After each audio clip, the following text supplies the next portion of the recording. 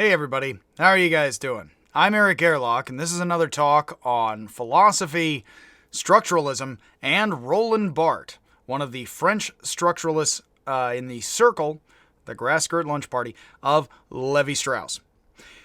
So Roland Barthes, who lived from 1915 to 1980, was concerned with the critical analysis of literature. He was the literary critic of the group. He was famous for his pronouncement of the death of the author, which is a little overpronounced. As I think it was famously said, my death has been greatly exaggerated. I forget who that is. But the death of the author is not the complete necessary death entirely of the author, as some have said, which is not necessarily Barthes' hardlining position. But he is most famous for the death of the author, which is also, he said, the birth of the reader, not just total death. And that does get into the thinking here. Essentially, the death of the author has been said to be that we are free to interpret works as we like, which is true. Just because the author says this work means this, or just because the author may or may not have an idea of what the work means, that does not mean that's what the work means to you. However, there have been some who have been criticized for taking this idea, especially in postmodern circles, too far by saying that the author is completely dead, the author has flown away, as I think it is also said by Foucault, and so now we don't need to regard the author as anything. It is not technically that we don't, and the original folks who were into this idea, like Barthes, who is the one who coined the phrase, the death of the author, I do believe, is that we're free to interpret the author and the work as we like, and we should do it better and worse.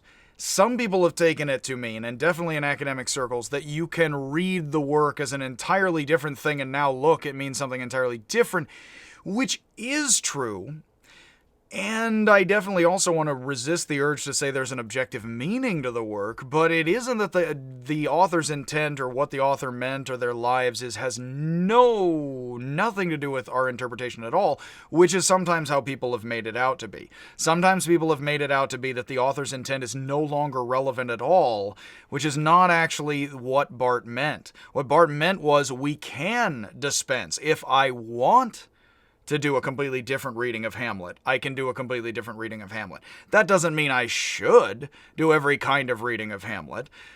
And whether or not I should pay attention to what Shakespeare thought about women or not as I read Hamlet is an open argument and situation.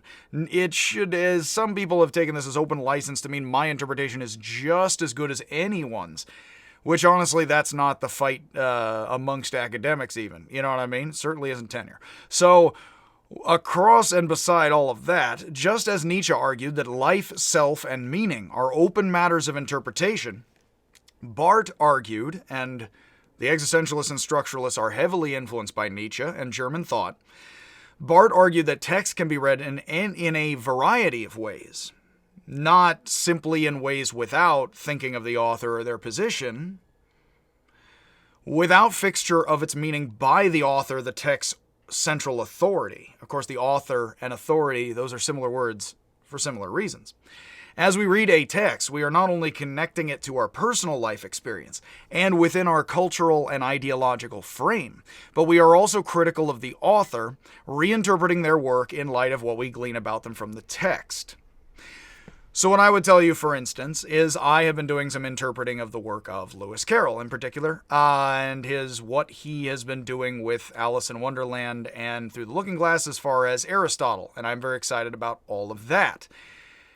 With all of that, I have actually, in publishing the work on that, have been reminded, and I definitely have gone back and forth a bit.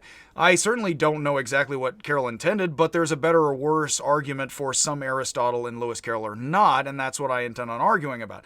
It is that in a certain sense, I am free to say, well, I see Aristotle here, no one else, and I don't know if Lewis Carroll thought that, but I don't care. But the thing is, Lewis Carroll taught Aristotle to people, and there's basic lessons of Aristotle that seem to be in Alice in Wonderland. So it could be arguable that Lewis Carroll intended it. Now, in that sense, the author hasn't fully flown away, but I could say, and Lewis Carroll's relationships with women is definitely of open speculation, given the young age of Alice.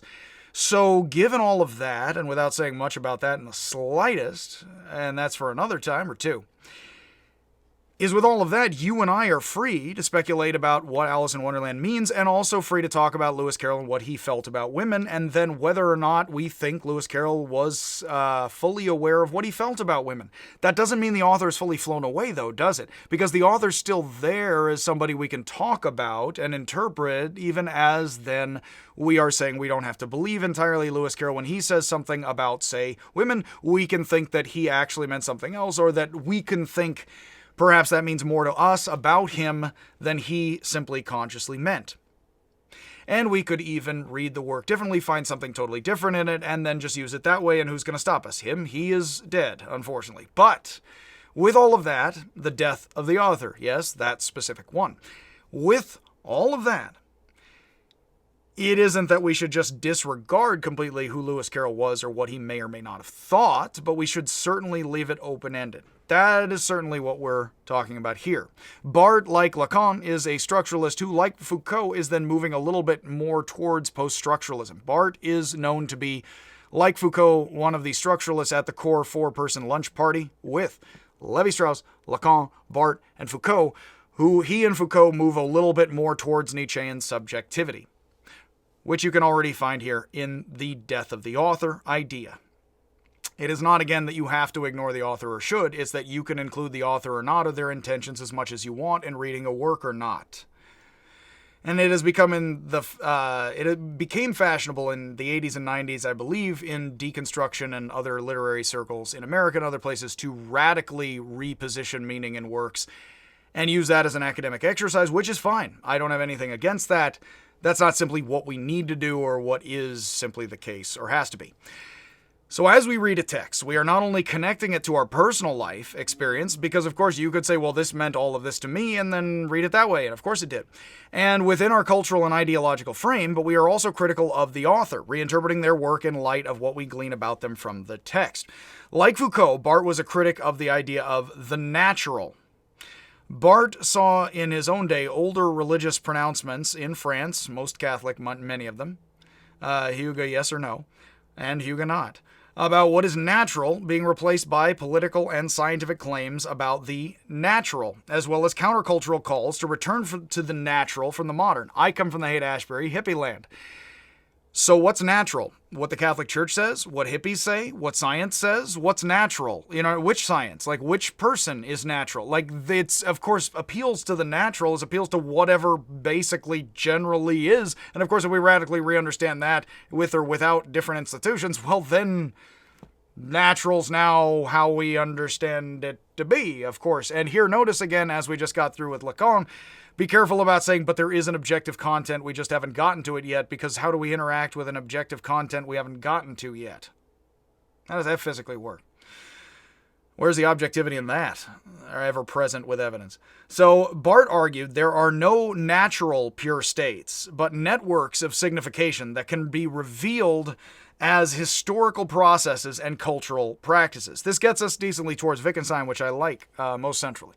Barthes examined texts such as advertisements for clothes and food products, noting that certain fashions were meant to signify luxury, happiness, or freedom, and certain products meant to signify health, decadence, or satisfaction.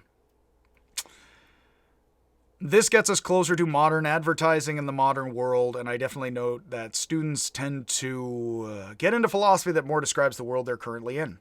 Barthes' book, Mythologies, from 1957, which is a short, simple book that I highly recommend, is a short set of critical essays focusing on modern-day production of mythology and meaning.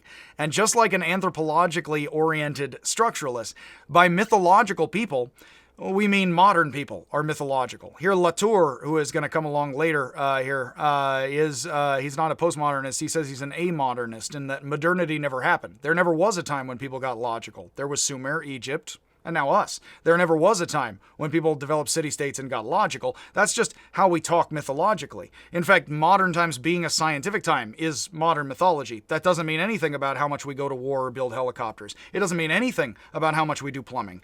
we don't keep track of all of that. So if you're told this is a logical society that has a lot of science in it, we don't know how much, and we're not keeping track very well. So it's very mythological to just say it's in control, which it's not. And people very bivalently say yes, no, because they don't have coherent thinking here or arguments. Because it's a very large, very luxurious pile and stack. Well, many of them. So in the first essay of Mythologies, the world of wrestling, I have a friend who wrote a very excellent rhetoric paper back in the day, as he well knows, on the padding of rear ends in football, American football, not the soccer's. With the European folks, is that with American football, and there's a lot of times there isn't so much anymore, I think, but there is a lot of padding on the keister back and forth was very much a thing. And he wrote about how that is sort of a sublated kind of symbol in ways, in light of Barthes' idea of the world of wrestling. Barthes' piece, The World of Wrestling, and he does mean something like WWE. It used to be WWF for me in the 80s and the 90s, back when I was a kid, is that French wrestlers dress up. There are good and bad guys. This is all derived from Mexican luchadores, by the way. Their personification, as is Spider-Man and some of Batman and Superman having those suits like superheroes, because they all, if you read the original comics, a lot of them practice being wrestlers as entertainment, and then that's where they get the suits. At least I believe that's Spider-Man's origin story from the original comic, which is possibly a bit luchador, and sister in the struggle. So basically, one luchador is good, one is evil, and they are a spectacle of excess. Here we have Bataille, visions of excess. We want excessive, pronounced, idealized good and evil, such that we can identify good and evil, and we can say, yeah, there it is, yay, it went, no, yes, and then that makes life simpler for us to mythologize, because there's good wrestlers, bad. When I was in the 80s, there's the American wrestlers versus the clearly Middle Eastern wrestlers who were the bad guys, was clearly a thing that just went on. The crowd wants purified, mythologized justice, and they would rather watch a wrestling match or a detective show, perhaps reality TV, than an actual court trial, involving a real crime.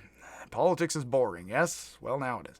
The symbolic crime and punishment satisfies the displaced need for justice that is not purely obtainable in society.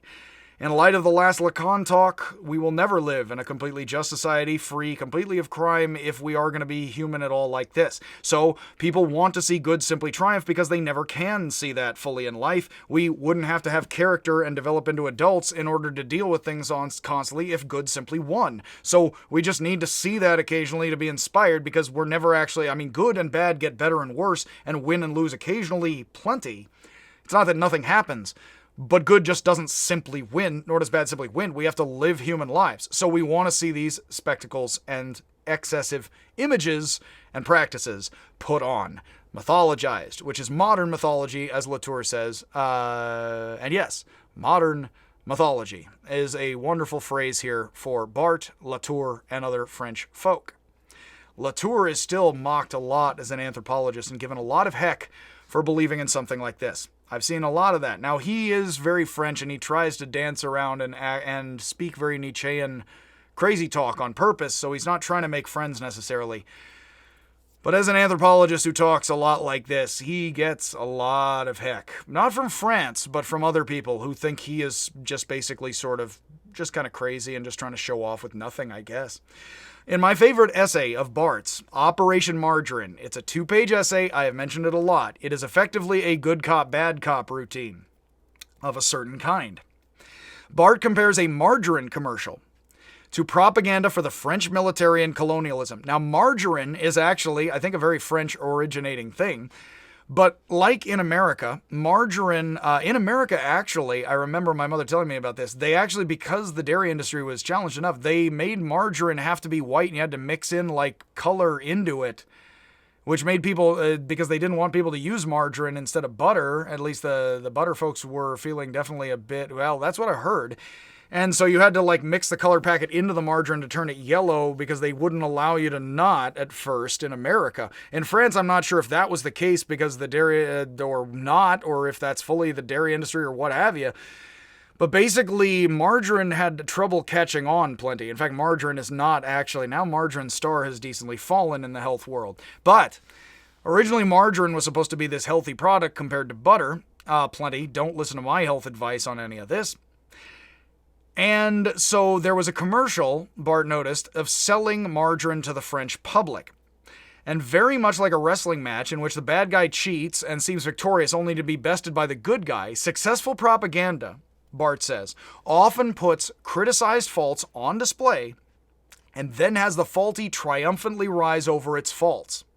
Think about how many there's wonky cops or wonky guys in the military. They're looked at funny, but then they pull around and they win the war, they win the fight. You know what I mean? And so really we're being sold on the cops in the military or the establishment and stuff, but they get to be a ragtag group of guys who stick out against it, but then ultimately do confirm all of it.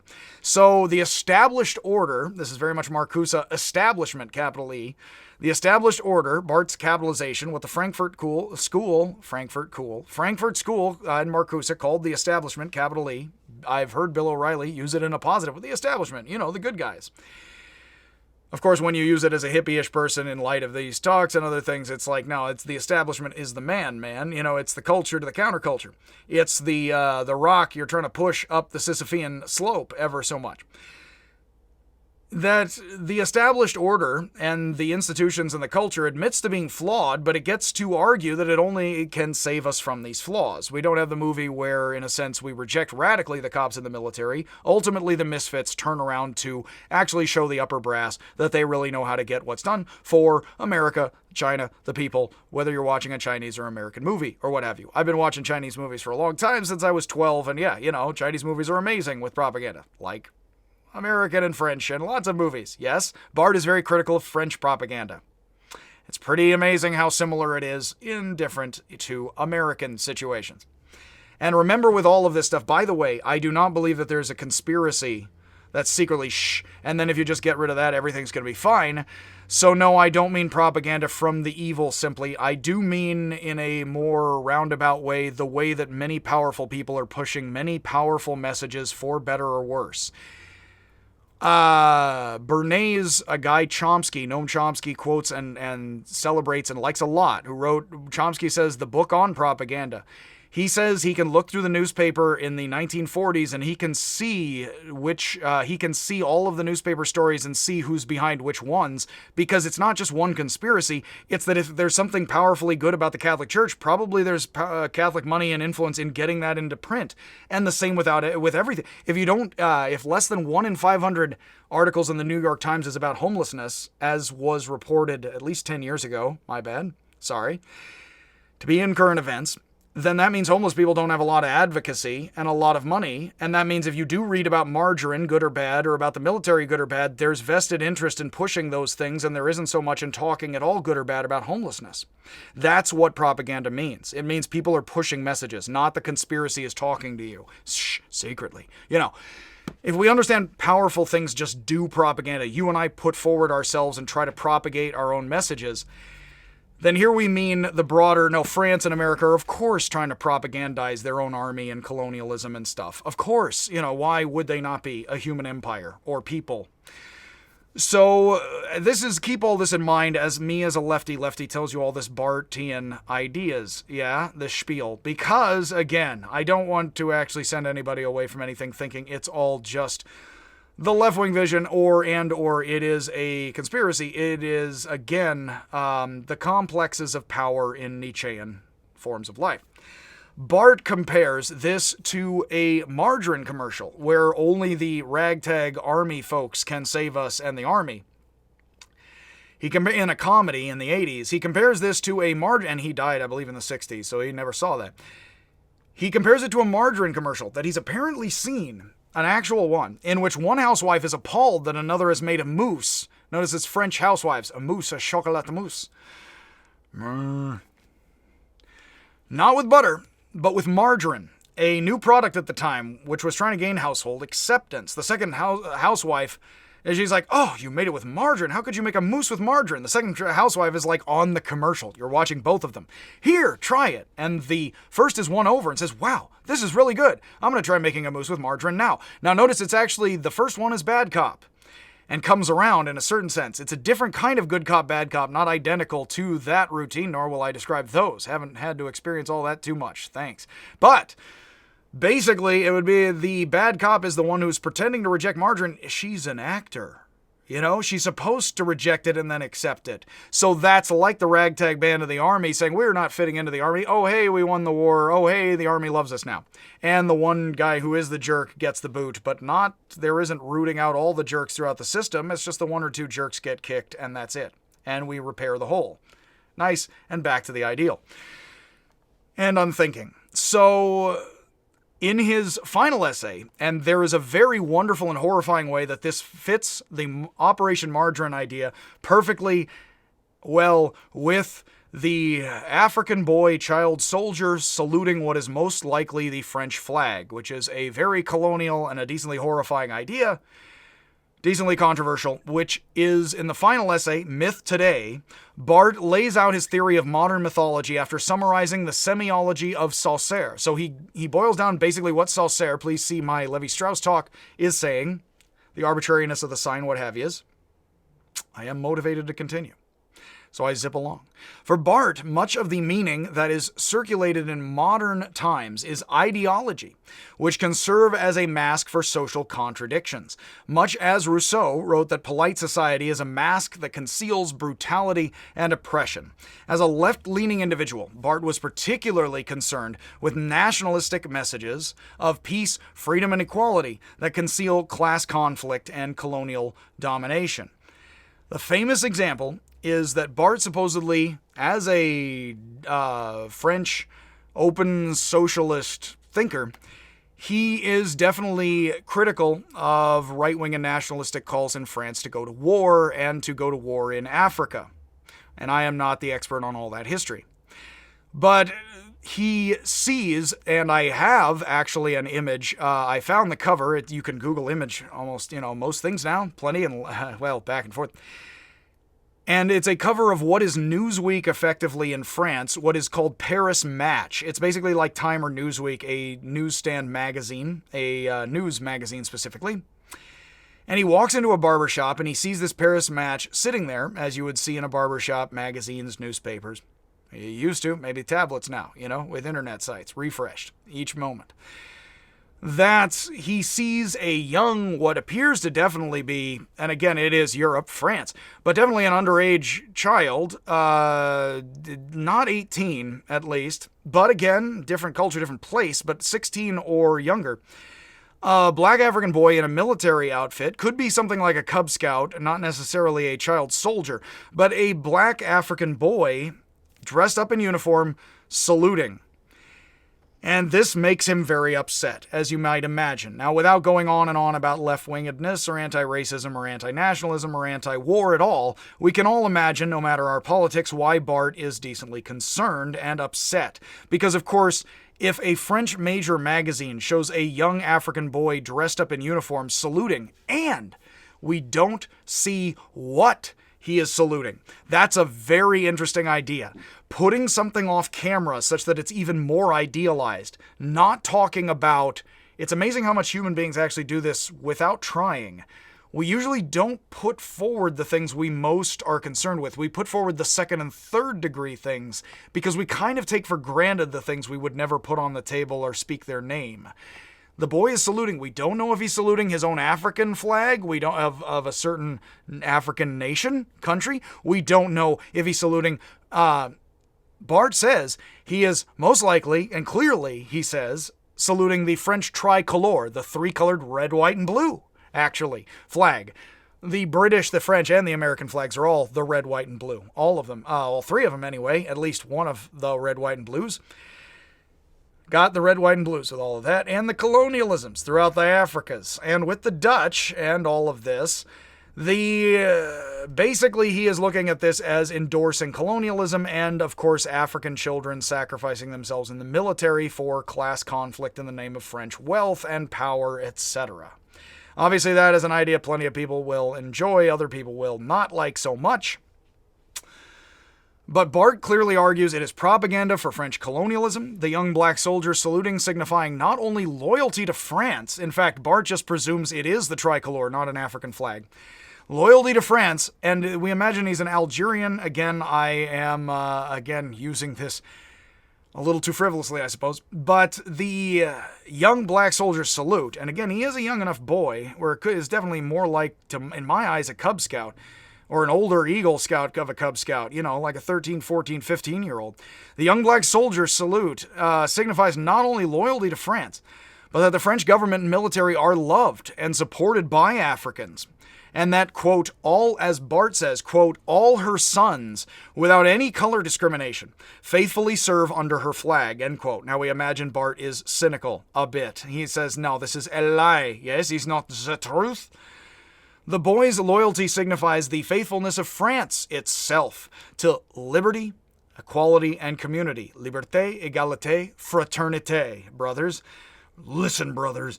The national motto. So the fact that this African boy is saluting, and we don't know if he's saluting the French flag, for the average white French person, according to Barthes, it allows them to think France has been a wonderful country in all of its ways. And let's just leave that right there without getting into it, because I am honestly not going to tell you about the French or left or right wing in Africa or not. Yeah, not my thing. But with all of these somewhat being my thing, those are the ideas of Barthes that we have covered. So we started off a bit with the death of the author. We then got into propaganda and Operation Margarine. And then finally, we covered myth today and the African boy saluting the, Barthes says, French flag, and essentially how this is propaganda for France being a wonderful place when in fact it is clearly full of hypocrisy and contradiction. Unlike America. It's all over there. That said, much happiness. Hope you have a wonderful day in life, and you are good and bad, otherwise you are dead. And I will see you, if I do, indeed, ever see you.